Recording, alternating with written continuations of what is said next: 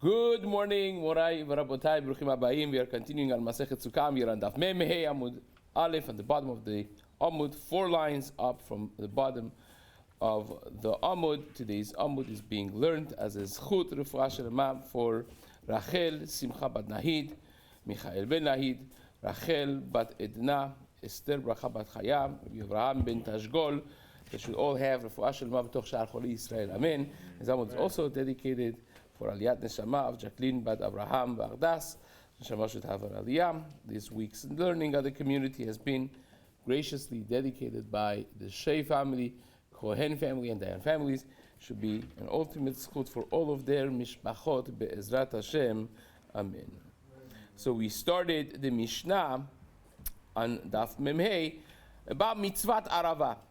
That there was a special place, Lamata Yerushalayim, that was called Motzah. They would go every single day of the Moed. The mitzvah of Arava is 7 days of the Moed. They would go cut fresh branches of Arava, bring it, lay it on the side of Mizbeach. The reason the place was called Motzah was because it was taken out of the obligation of the taxes from the king, and that's perhaps the reason they wanted to take from there is because Hefker, Lulav HaGazul, it was the name of the parak, it's Pasul. You don't want to have any questions of Gezelah, therefore they would go take it from there and bring it, put it on the side of Mizbeach. They would sing communally over there, Ana Hashem Moshiana, Ana Hashem Hatzlichana. The psukim of Hallel would be sung as they are cutting and bringing and laying these branches of Arava next to the Mizbeach. As we mentioned, Rabbi Yehuda says, Aniva Oshiana, we're going to discuss this. And then the very interesting, peculiar minhag that the adults would snatch away. And talking about snatching the afikoman tonight, basically, or in Erev Pesach, they would snatch away the lulav and arava and the trogim from the minors, from the children, and they would even eat their trogim, which would actually pose lots of interesting questions of why that is mutar. And Rashi says, as we're going to discuss later, that this was not gezel, it was not any issues because they were noheg like this, machamata simcha, which obviously opens the door to damages on Purim and so on, which we will be'ezrat Hashem discuss. Now the Gemara started saying that these Aravot that they had were 11 amot tall. It's about 18 feet tall because they had to come up, reach the height of Mizbeach, and then hover over, bend over as well. And therefore, when we know that the Mizbeach was 10 amot, the structure of the Mizbeach was, you had the Amah Sovev on 2 sides, which was Amah height and Amah deep. So it would be now an indentation of 1 Amah. And then you had 5 Amot going up. And then you had Chuta Sikra.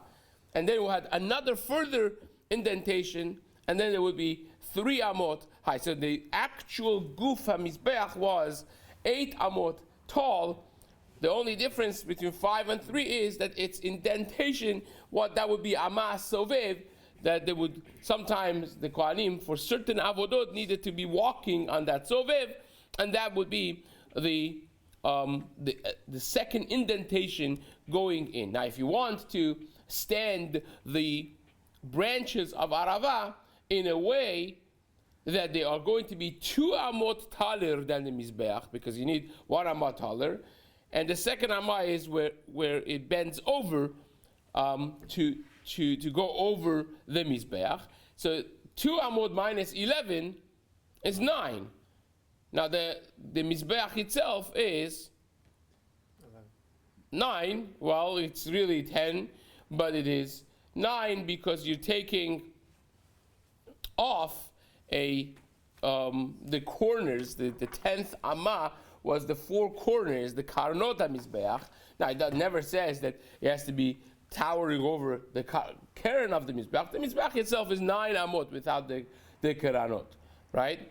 So if you have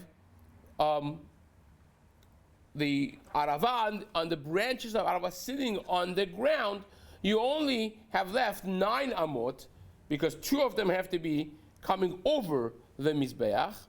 So 9 amot on a slant cannot cover 9 amot of vertical 90 degrees, right? Remember, this is on a slant because it has 2 amot indentation. So he's sitting on a slant. And if this is 9, this cannot, if it's 9, cannot cover it. If this is covering it, it's obviously more than 9.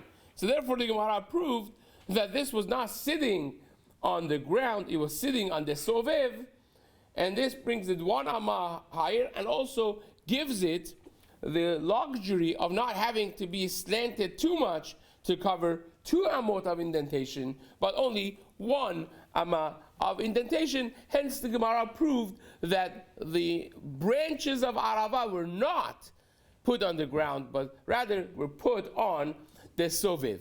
So it's on the first amma. On the first amma, that's exactly where it was laid on. Fine. Now the Gemara says, Amar Rabbi Abahu, Maikara, do we have a pasuk for this? And the Gemara says, yes, sure we do. It says, Isru Chag Bavotim. Isru, Rashi says, is from the language of Oserila Gefen Iro in the Brachot of Yaakov Avinu. The last line of Rashi, if you take a look, is coming to say that you're going around, surrounding Isru Chag Ba'avotim. Avotim is the language of Ilanot, trees, Ad Karnot HaMizbeach. And that would bring it up to Karnot HaMizbeach. So it says Rashi, Be'ilanot, Isru Chag Ba'avotim, Avotim is Ilanot, and says the Rashi here, Isru Kemo HaKifu. You are surrounding it, Kemo Otzrila Gefen Iro. And Ad Karnot HaMizbeach means it's coming until the Karanot Shem Givohim Min HaMizbeach, that the Keren would be 1 amma elevated from the Mizbeach, as we mentioned a minute ago. And these branches would go the height of the Karanot because there were 2 amot higher, and they would go up 1 amma and bend over the second amma. So that's the pasuk that indicates this as well. Fine. Now once we mention this pasuk of Isru Chag Ba'avotim Ad Karnot HaMizbeach, the Gemara is going to darshan a few things based on this language. Different drashot regarding different things that all are based on this pasuk. So says the Gemara, Amar Rabbi Abahu, Amar Rabbi Elazar, Kol hanotel lulav beigudo. Any person that takes lulav in its bundle, lulav and hadas and arava, vehadas bavoto, and hadas, it's avot with all the beautiful covering leaves that covering the branch. Ma'ale alav hakatuv keilu bana mizbeach veikriv alav korban. You think this happens to just be an arbitrary thing that they would put the mizbeach surrounded with aravot and they would go around the mizbeach on Chag HaSukkot? No, it's not arbitrary. It's very much connected with Mizbeach because the mitzvah of lulav and hadas really is connected with the concept of atonement of kapara that Mizbeach has.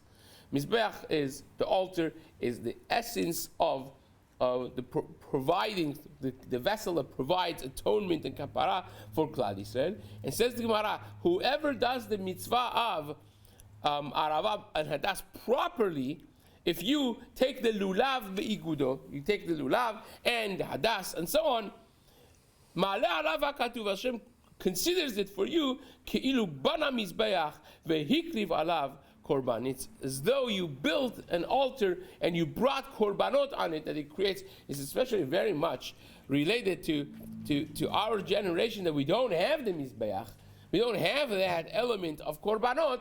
And comes the Chag, and you're doing those mitzvot properly, it is considered as though you achieved atonement. It's not just a mitzvah. This is what the Ritba writes. The Ritba writes, as we mentioned yesterday, that the element of the mitzvah of lulav is not just another mitzvah, but it is one of those unique mitzvot that creates atonement, provides kapara for Klal Yisrael. We mentioned this before.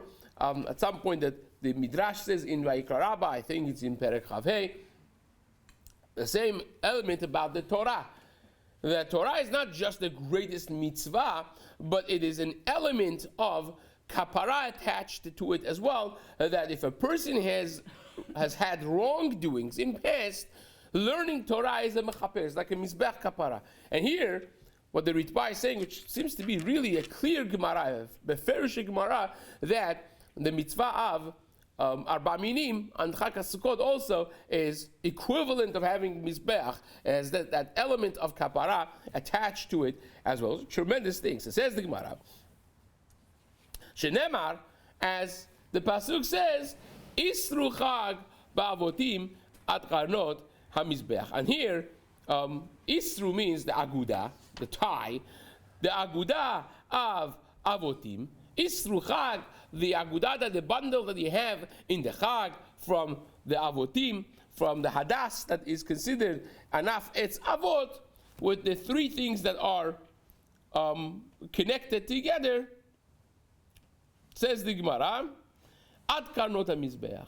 That reaches until the corners of the mizbeach, which means it's equivalent of what happens on top of the mizbeach, which is korbanot, that achieves kapara.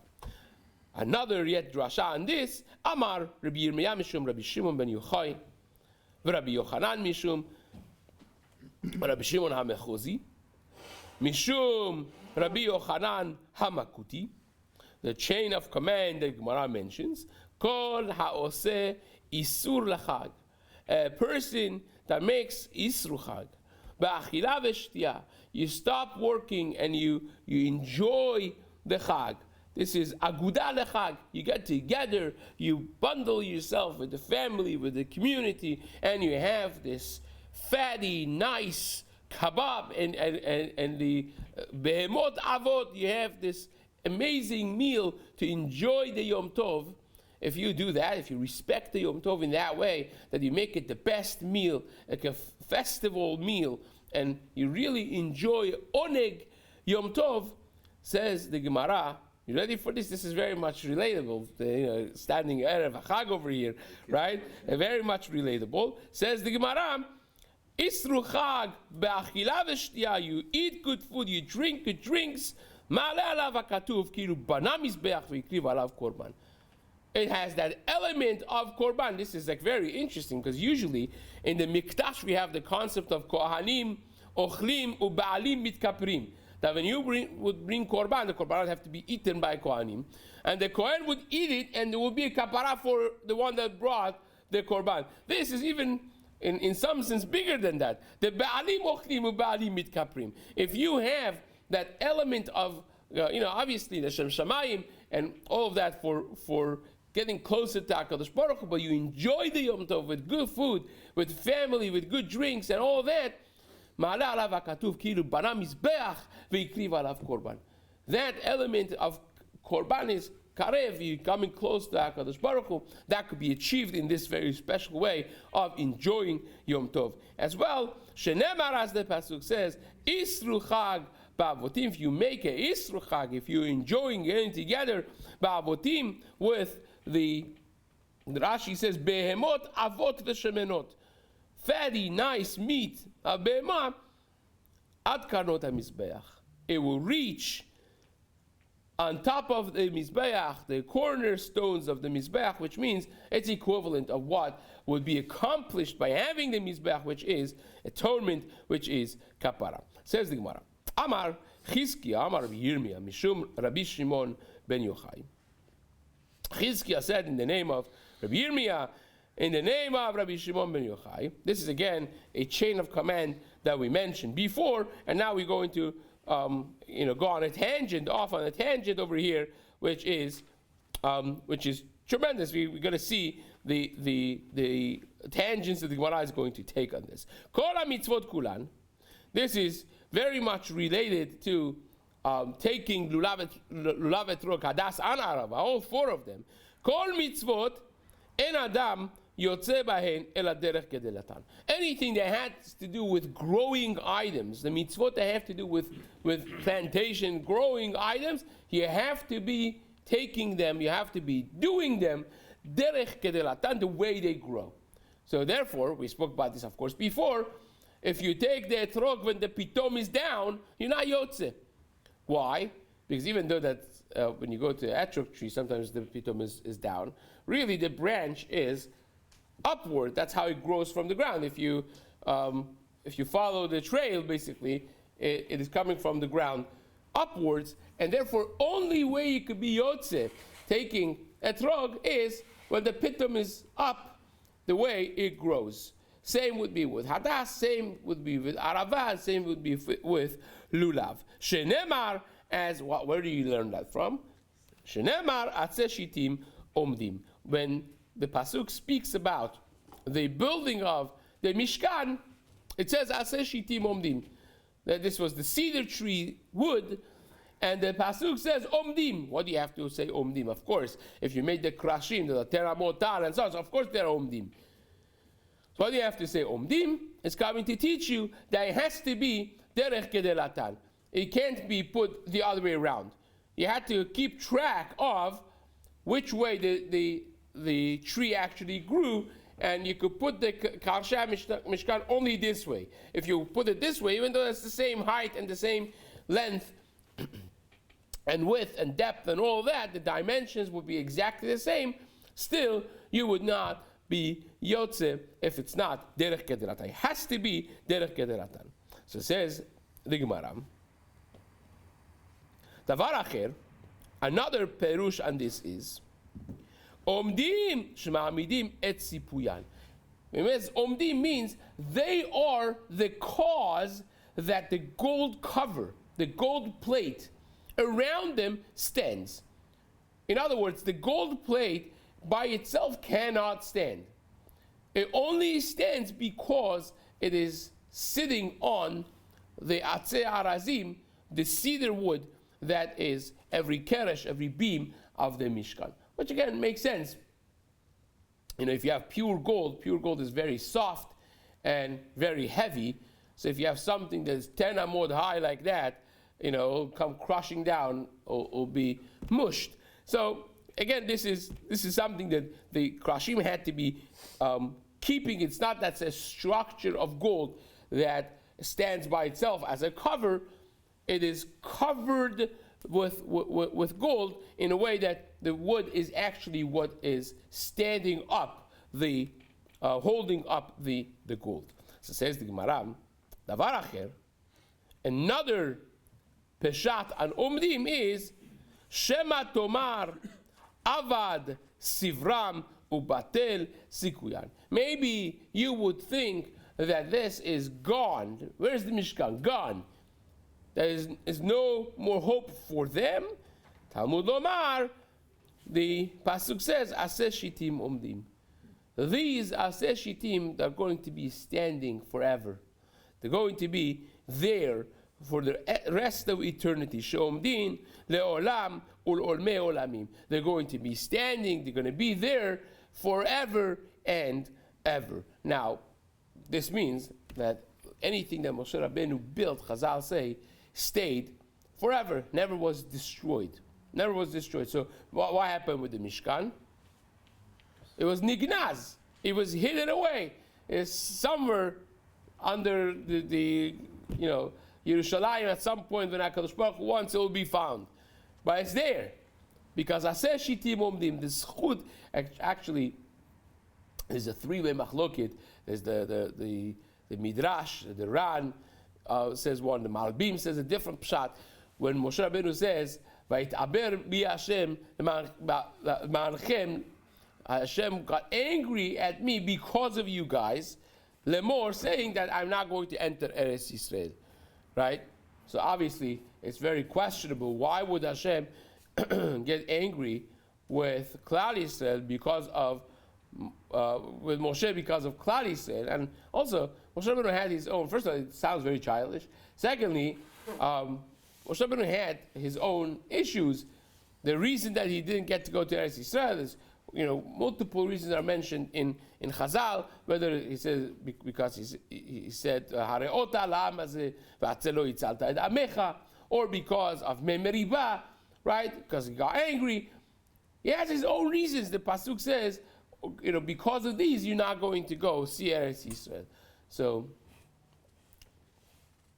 the Ran, I believe, says because he's saying HaKadosh Baruch Hu, because of you guys, because he loves you so much, didn't want to let me go to Eretz Yisrael, because if Moshe Rabbeinu would come to Eretz Yisrael, what would have happened? He would have immediately built the Beit HaMikdash. And if he would build the Beit HaMikdash, the Mikdash that Moshe Rabbeinu would build would never be destroyed. Anything that Moshe Rabbeinu touched was not destroyed. Even Kotel HaMa'aravi, that the foundation was initially put by David HaMelech, because of the love that Shlomo has for David HaMelech, the Kedusha of David HaMelech, still Kotel HaMa'aravi stands. Even though that the actual Kotel was not built by David HaMelech. Even the foundation is something so powerful. So imagine Moshe Rabbeinu would build the Beit HaMikdash. Then what would have happened if Hashem got angry with us? Instead of destroying the Beit HaMikdash, Chas v'Shalom would destroy Klal Yisrael. And that obviously would not be. So Hashem, because he loved Klal Yisrael so much, and because Hashem loves you so much, didn't let me go to Eretz Yisrael. So here is the second half. That's like Exhibit A. This is what the Gemara is saying, that whatever Moshe Rabbeinu built, the Mishkan is Aseh Shitim Umdim, forever and ever. They're going to be standing. By the way, if I may just add something over here as a Inyan of Hashkafa, where was Aseh Shitim from? Avraham Avinu planted these cedar trees that at some point they're going to be used for the Mikdash. And Yitzchak Avinu took care of them. Yaakov Avinu took them from Canaan, from Eretz Yisrael, cut them up, and brought them to Mitzrayim. For 210 years, they were guarding these with their lives. And then they schlepped them back to Eretz Yisrael through 40 years of the Midbar. So in the middle, obviously the second year, they built, and then they're schlepping the actual Krashim. But that's how it was built. For hundreds of years, the hopes that Klal Yisrael had was put into this wood. The Kedusha of Avraham Avinu, when a person prepares for a mitzvah, when a person does not just show up and take any wood, but this is something that has been prepared by Avraham. It was planted by Avraham Avinu for this, watered by Yitzchak Avinu for this, cut off by Yaakov Avinu for this, carried by Shvatim for these, watched for generations by the Jews for this. This will never go down. The Gemara says, there's a debate amongst the Chachmei Gemara, what would happen if the Torah would chas v'shalom be forgotten? And Rabbi Chia says, the Gemara says, if it wasn't because of Rabbi Chia B'anav, nishtakha Torah miYisrael, Torah would be forgotten from entire Klal Yisrael. Can you imagine? Now, how would he ensure the eternity of Torah? Listen to what the Gemara says. Gemara says, Rabbi Chia says, I would do something that Torah would be never forgotten. What would I do? I would go buy flaxseed. I would plant them. I would grow them. I would harvest them. I would make strings from them. With the strings, I would make net for trap for deers. And then I would trap the deers. I would shech them myself. I would feed the flesh to Aniyim and to Lomdei Torah. And then I would process the leather. I would write on them myself, Chamisha Chumshei Torah and Shisha Sidrei Mishnah. I would take 5 boys and teach each one of them one of the Chumashim. I would take 6 boys that would teach each one of them one of the Sidra of the Mishnah. And then I would have them teach each other. And with that, the Torah would never be forgotten. And the obvious question is, do you really have to make the nets for the trap, for the animal, that you're going to use the skin and give the thing to the animal? Yes. If you want something to stay forever, the process matters. The kavanah that you put in matters. The love and care and concern that you put in matters. It would be different if you would do that versus you would go buy the best quality traps from the market. Because you put your life into this. And that mesirut nefesh, that thought process, means something. It goes such a far way. And that's what the Gemara is saying over here. These Krashim are Aseh Shitim Omrim. It's not just the Mishkan.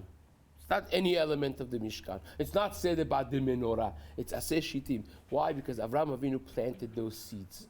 Yitzchak Avinu watered them. Yaakov Avinu thought of it, harvested it, schlepped it, and Shvatim kept it and took it to Mitzrayim. And for generations they kept this. Every kavanah, every thought, every tefillah went into this. And that became an eternal item that could never be destroyed. It became indestructible.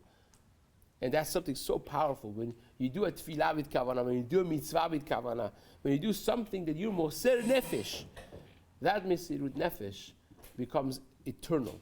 It's something that will never ever go away. It's so powerful and so beautiful. Says the Gemara. Ve'amar Chizkiah. Now that we spoke about Chizkiah in the name of Rabbi Yirmiyah, in the name of Rabbi Shlomo Yisraeli, we're going to go off tangent. Amar Chizkiah, Amar Rabbi Yirmiyah, Mishum Rabbi Shlomo Yisraeli. Yachol ani niftor et kol ha'olam kulo min hadin. This is one of the most classic, magnificent Gemarot of all time. Rabbi Shlomo Yisraeli says, I could patter up the entire world. All the people in the world, I could absolve them from the din of Shamayim, from not just from 1 year, one Rosh Hashanah, one Yom Kippur. No. Miyom shenivreti, from the day I was born ad ata, until today. I could patter up the whole world from Yisurin, from din, for my entire lifespan. Eliezer or Elazar Beni, if my son Elazar Rabbi Shimon, if he would be with me, then it's exponential power of pattering people from din miyom shenivra olam ad achshav.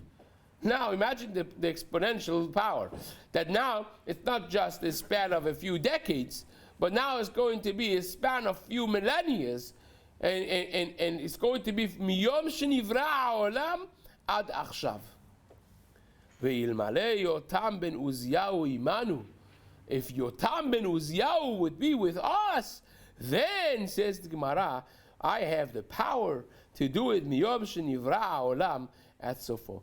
From the moment that the world was born, the world came to be, until the end of all times, until Mashiach comes, no one in all the billions of people will not have to give din v'heshbon. They will be pattered up. They just get a free pass to Olam Haba because of these three individuals. Obviously, this is a Gemara. Enat Gemara azot omer ela dorsheni. This needs very fundamental understanding. How did this come about? And obviously, as the Ben Ish Chai asks in Ben Yehoyada, if you can't do it, why didn't you? If you could patter up all the people from 2025, from all the destruction that's flying all over the place over here, why can't you just have done that? And obviously, this is something that we're going to leave it as a cliffhanger of the year to discuss Be'ezrat Hashem on Chol HaMoed in the next year. Chazak u'Baruch.